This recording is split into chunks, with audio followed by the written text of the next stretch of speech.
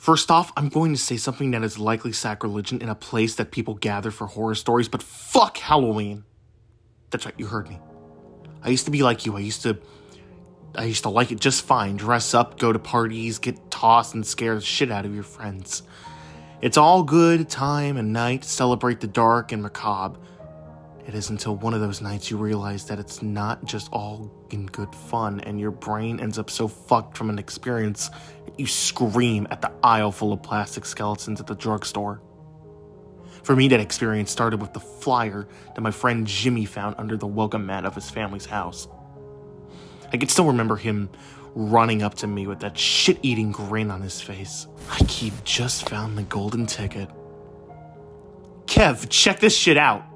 He was waving the orange piece of paper as he ran up the steps of my porch. He slapped it practically into my hands before I could even ask what the hell he was so excited about. This looks like it's going to be awesome! I looked at the orange papered flyer and immediately eye-rolled. I was a cynical kid back then. I had lost my father to suicide at a young age, and it left me bitter before my time. I scanned the words on the flyer, already hoping I could convince Jimmy that this was a stupid idea. I still remember exactly what was written on it. Come and see the scariest haunted house in the world. Thrill as your heart races. Chill, feel it straight down your bones. No two experiences will be the same. Guaranteed of all ages, admitted. Admission free for all the brave enough to attend. 6 p.m. to 12 a.m. Only open on All Hallows Eve. Located at Patterson Farm off Blair Creek Road. These words, of course, all framed the silhouette of a spooky cartoon haunted house. Typical moon in the background and typical bats flying around and a typical black cat standing out front. I looked at Jimmy and the big, dumb grin on his face and wondered how I could be friends with someone so easily entertained. You're joking, right? I asked, handing him back the flyer and walking away to sit on my porch swing. Fuck you, Kevin, I think it sounds sweet. He turned the flyer over in his hands and studied it for like the 100th time that day. I mean, it says no two experiences will be the same, and it calls itself the scariest haunted house in the world. Every haunted house calls itself the scariest haunted house in the world, numbnuts. I put my feet up on the porch railing and leaned back, still surprised I could be friends with someone so dumb. It's a marketing thing. It's all bullshit. I mean, honestly, do you think an all-ages admitted spook house in the middle of farm country is going to knock your socks off? You never know. It says no two experiences will be the same. Maybe they tailor it to who's walking through. The excitement in his voice was wavering as he attempted to battle against my cynicism. Give me a break, I scoffed. It's free to boot. It's probably going to be a bunch of cheap plastic props some farmer dug out of his garage and a Sounds of Spooky mixtape. Alyssa already said she is going to go.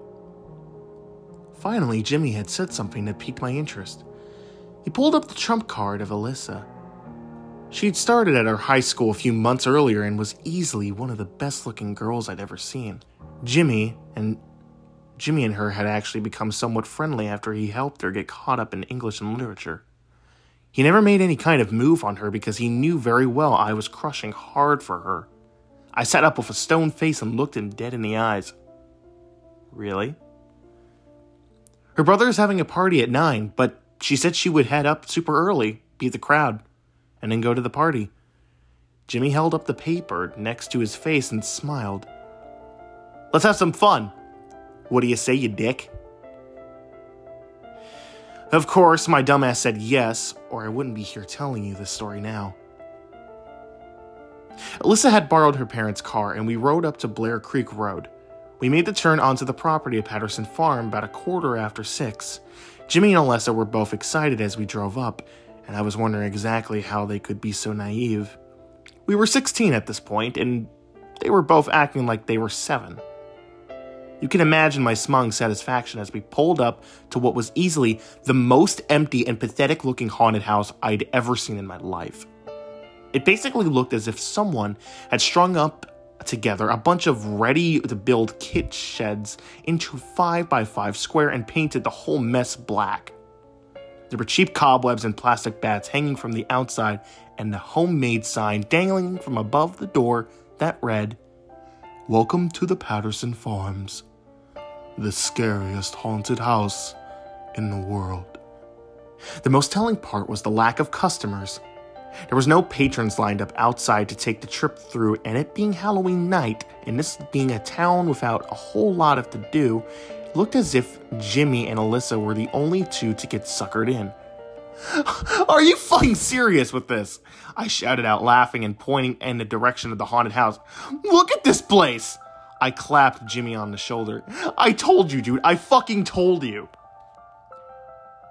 "Maybe all the good stuff's inside," said Alyssa. "Some of the haunted houses back in Connecticut looked like shit till you get inside." Her voice was uncertain, but she smiled in Jimmy's direction.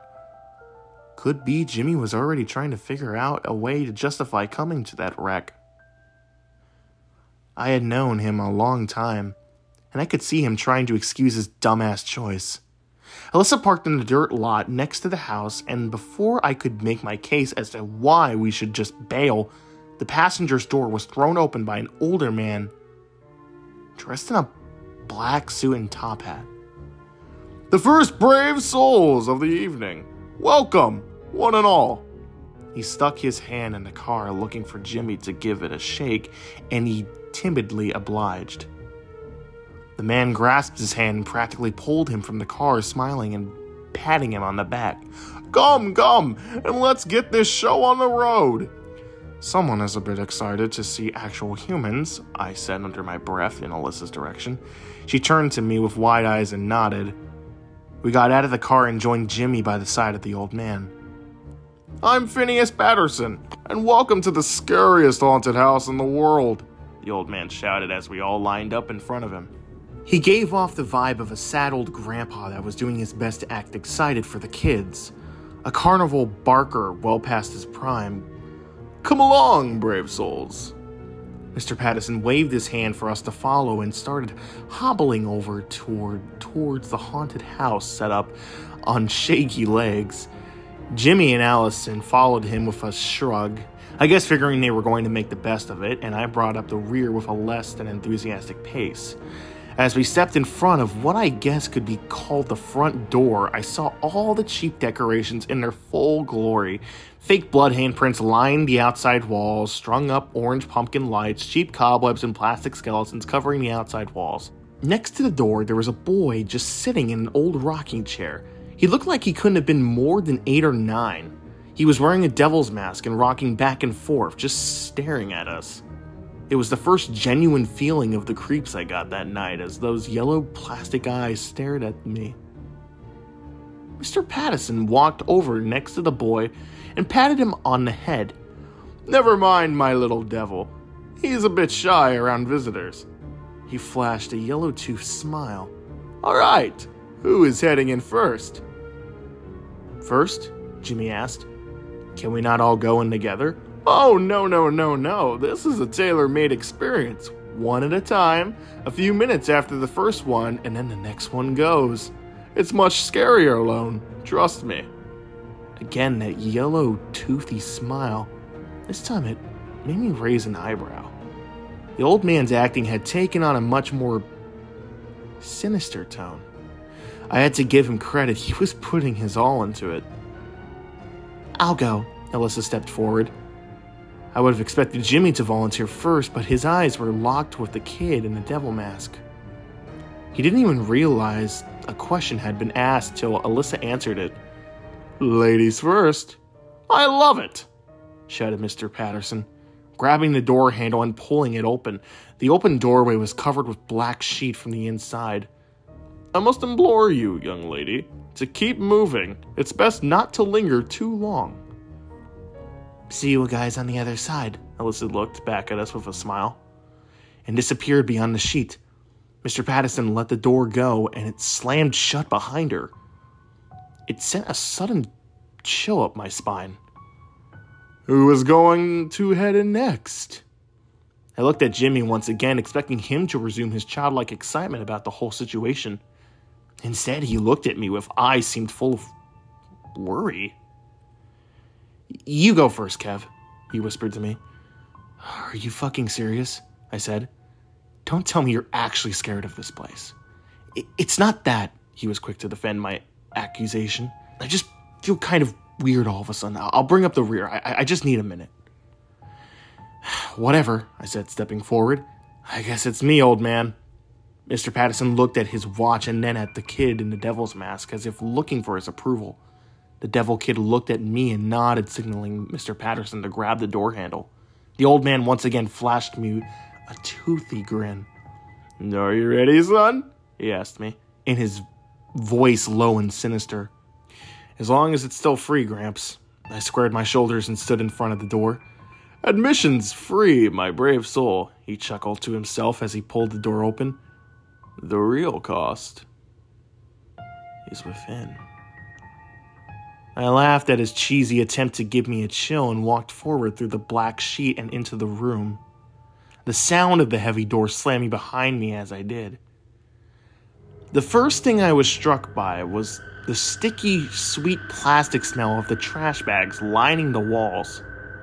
The only source of light were strings of dimly lit plastic pumpkin lights strung up, just as they had been outside. Straight ahead of me, I could see another door framed by plastic tombstones on either side. The sign on the door said, "Start here," and was drawn in red with drops of to mimic splattered blood. It was all typical corny fare and very cheaply done. Any move that had been set by the creepy devil kid and Mr. Patterson's wild-eyed acting was immediately crushed. What a waste of fucking time, I muttered to myself as I pulled the Start Here door open with a creak and stepped through. The next room was draped in a thick mist from the fog machine, and I could feel a chill of air through my jacket. I could hear the ticking of a strobe light as the room quickly alternated between pitch black and fully lit, almost instantly disorienting me. I heard the door slam shut behind me and turned back to see that there was no handle on my side.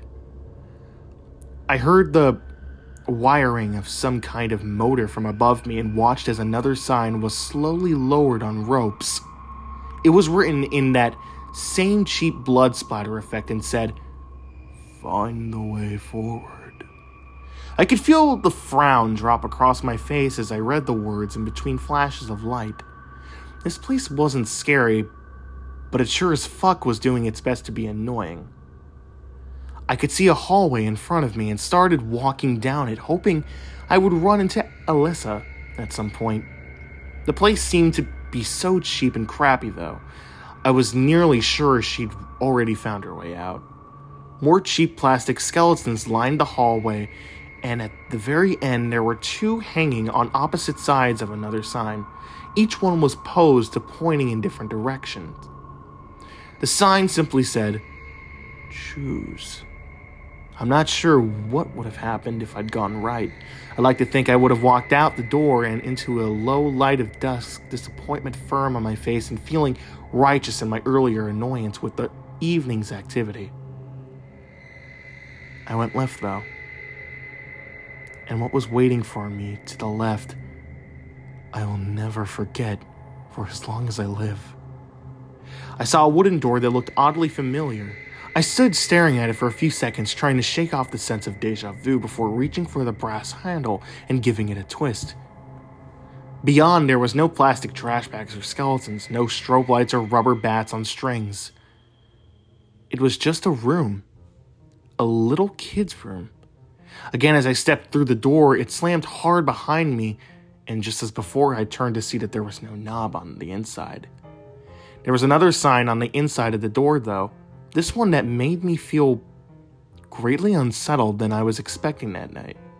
The sign simply said, "Kevin's room," and it was framed with rocket ships blasting off towards stars. I made that sign when I was 6. It was the sign that hung over my bedroom door in our old house, the house where my father had killed himself. I looked around the room and realized that it was exactly the room I had back then. Even the toys scattered across the floor were my toys. I swallowed hard, feeling the lump in my throat. I was overtaken by a feeling of both dread and utter confusion. "Kevin!" I heard a man yell from the outside of the door. Kevin, you little snot nose! I told you to pick up your goddamn toys in the living room! It was my father's voice, and as the door swung open, there he was, larger than life, and exactly as he was the last time I saw him. He swayed back and forth as he stepped forward into the room. The stink of booze wafted from him as he got closer and closer, continuing to grumble something about those damn toys. I backed up just like I would have when I was little, and I was scared of what he might do. "Look at you!" He growled at me, already removing his belt. "You grew up exactly like I thought you would. A skinny, weak, pathetic little shit!" He folded the belt in his hands and cracked it hard against the bedpost. My back hit the wall and I felt completely lost. It was impossible. He was dead. And he'd been dead for almost 10 years. This isn't fucking real, I shouted at him. "You're gone, and I haven't had to deal with your bullshit in forever. You were drunk and a coward, and I'm glad you're dead. Do you hear me, Dad? You fucking bastard, I'm glad you're dead!" As the last words left my mouth, I watched his face fill with sorrow. He dropped the belt on the floor and looked me in the eyes as he reached behind his back. Slowly, he pulled a chrome .38 pistol out from behind his back and put it to his temple. The frown on his face curled up into a smile, and suddenly he winked at me as if I was being let in on some kind of joke. The sound of the gunshot, it was deafening in a small room, and I watched the side of his head explode outward and splatter against the wall. His body crumpled down in front of me as I stood there screaming and crying. I dropped to my knees and in front of him and stared down, smoke drifting out of his hole in his temple and blood pouring around his face. The door on the other side of the room creaked open, and I looked up to see Alyssa standing there. A look of terror and confusion on her face. I stood up and rushed towards her, not knowing what else to do and just wanting to leave that godforsaken room as fast as possible. I could hear her asking questions, but my ears were still ringing from the gunshot, and I doubt I was in any state to answer, even if they weren't. I was only a couple steps from her when I felt something grip my ankle and send me sprawling to the floor. I turned to look at what had caught my foot and saw my father's corpse holding on tightly. He raised his head up to look at me with blood-filled eyes. The flesh was starting to peel away off his face, and he opened his mouth to expose a mass of maggots that had begun feeding on his tongue. I could hear Alyssa screaming and felt her hands grabbing for mine, trying to pull me away from the rotting yet now spastically living corpse of my father. "Don't let the fucking door close!" I screamed to her as I kicked the rotting body that refused to let go of me. My heel caught his jaw and it came clean off his face, the withering mass of maggots landing on the powder blue carpet. "Jesus! Fuck, please, God! Get me out of here!" I shouted more as Alyssa pulled. "You're just like me," I heard my father somehow say it in a gurgling, failing voice. "You're just like me and you'll end up like me." With my other foot, I kicked at the hand that was holding me and watched the fingers come apart like wet paper. I got free and Alyssa pulled me to my feet, nearly yanking my shoulder from the socket. I could hear my father's guttural, drunken laughter echo in the room, even as his body fell apart as it was devoured by the maggots it seemed to be hosting. "Nothing but food for the flies!" Alyssa let me out the door as I continued screaming like a maniac. I could still hear laughter behind me as the door slammed shut. I don't know how long I laid on the floor of that hallway, bawling my eyes out and paralyzed in utter fear. I felt sick and scared, and Alyssa kept her arms around me, no longer bothering to ask me any questions. It felt like hours that we just sat below the fog line with the strobe light bouncing off the plastic-wrapped walls when I suddenly got myself collected and on my feet. Alyssa stayed close, her arms still wrapped around me. "Alyssa, we need to get the fuck out of here," I said, wiping the tears from my face and trying to act tough once again.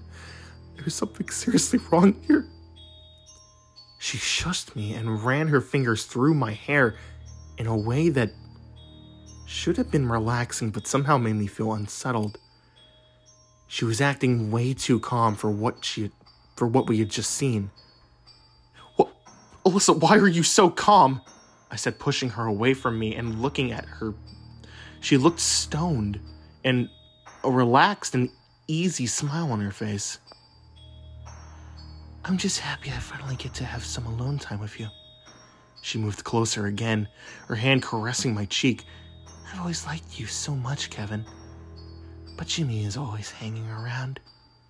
It's nice. It's just being us. Alyssa, why are you telling me this now?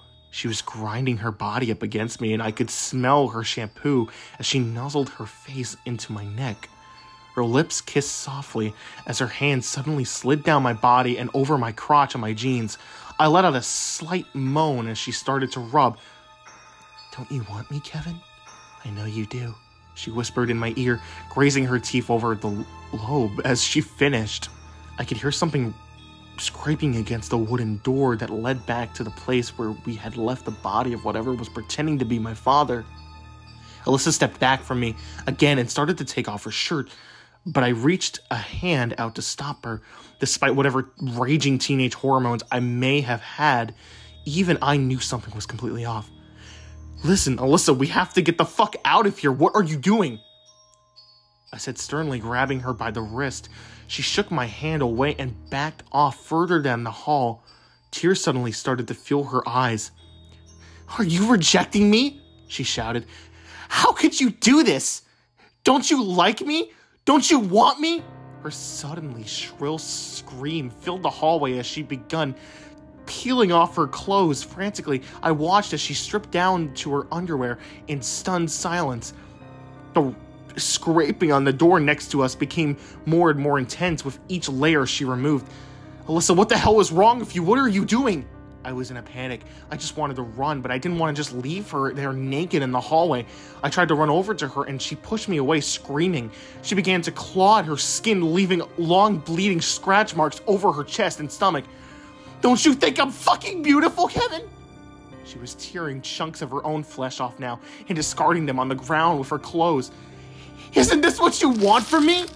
I watched in abject horror as she finally peeled away the skin from her torso, exposing bleeding muscle beneath. Fat and sinew fell off her shredded body as she removed more and more of her skin.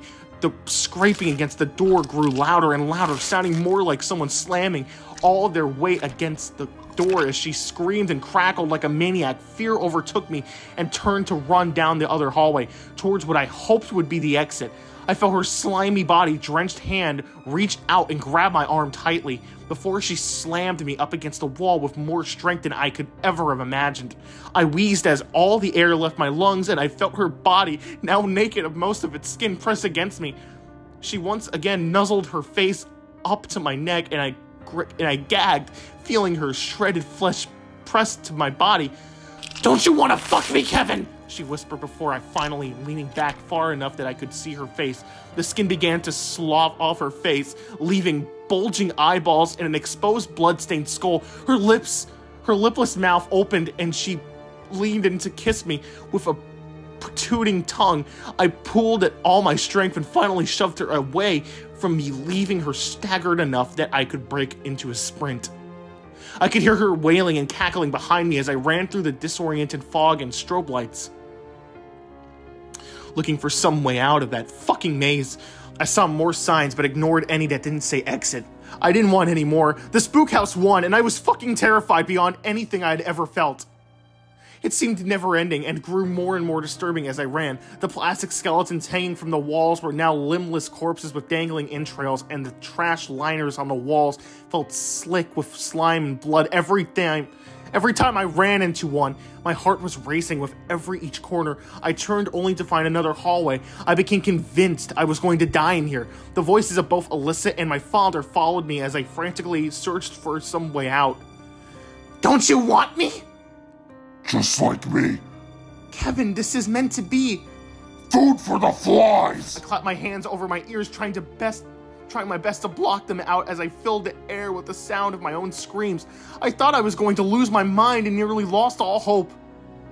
When suddenly I came to a hallway that was a dead end, and there was one last sign above the door. It was written in that same cheesy spook writing, blood drips and all, and appeared black in the strobing lights. Exit. I laughed maniacally and ran up to the door, pulling on it in vain hopes that it would just fly open and I would be greeted by the chill air of the October evening. It didn't move, though. No matter how much I wrenched on the door handle, it wouldn't budge, and I couldn't hear the voices, and I could hear the voices getting closer behind me. You get under my skin, Kevin! You're going to rot with the maggot, son! They sounded like they were right behind me, but I couldn't bring myself to look. I just kept pulling on the door handle and screaming out for someone to save me. I could feel every nightmare I ever had breathing down my neck, laughing, screaming, and preparing itself to pull me apart, body and soul. I heard one final voice of a young child. Turn around, was all it said. Slowly, I turned my head to look and saw the boy in the devil mask standing a few feet from me. Behind the rubber demon's face, I knew he was smiling. What the fuck do you want from me? I shouted, my voice lacking any hope. The boy just stood there with dead yellow eyes as the entire world fell silent. Bill! He suddenly shouted, lunging forward and startling me into the door. I felt the hinges swing open as my back hit the wood, and I went tumbling out into the crisp autumn air. As I fell backward onto my ass into the dirt, I heard the door slam shut as the faint giggling of a child's laughter could be heard behind it. I sat there stunned, unable to process that I was free, even as I stared at the outside of the spook house. The fake plastic skeletons and pumpkin lights still strung up around the outside. Kevin! I heard Jimmy shout from what seemed like miles away. I only realized he was right next to me when he grabbed me under my shoulder to try and lift me to my feet. Dude, are you okay? I stared at him with a blank expression on my face, trying to find words to explain what had just happened to me. Behind him, I could see Alyssa, her head hanging down and her face sullen and broken, and I knew what I'd seen inside the haunted house hadn't been her at all. We need to go, I whispered. I could hear Mr. Patterson standing by that door laughing a sly little laugh. We need to go now. We need to go now. Was it that bad? What happened in there? I was feeling sick and I never actually went in. It couldn't have been that bad. Jimmy's voice was making my head hurt, and I wanted to leave. I just wanted to get as far away from that place as possible. It was bullshit, I heard Alyssa say, her eyes locking to mine as I looked up at her. It was just a bullshit haunted house that wasted all of our time. Kevin's right, we need to go now. She started walking towards the car and I followed, fine with not saying another thing about what I had seen inside and having no desire to ask what she had seen either, knowing that she had been through similar horrors. Jimmy followed us, and he kept asking questions, the confusion clear as day on his face, but I could do nothing but tune him out. As we got in the car and drove away, I saw Mr. Patterson standing by the door waving us goodbye, the little boy in the devil mask standing at his side. When we got back to school, Jimmy told people we had gone, but no one else had gotten a flyer, and no one knew that there was ever a haunted house up at the Patterson farm. People asked Alyssa and I both what had happened, but we never said a word, and when people got bored of asking, I thanked God. One of the last times someone tried to ask me about it in class, I ended up shouting at them to stop asking me about the Patterson farm. A teacher overheard the exchange and asked what it was all about. I tried to tell her it was nothing and just something that had happened up at the spook house at the Patterson farm on Halloween. I can still remember the confusion on her face as she told me that there was no haunted house at Patterson farm. In fact, she said the place had been abandoned for over a year, ever since Phineas Patterson had died.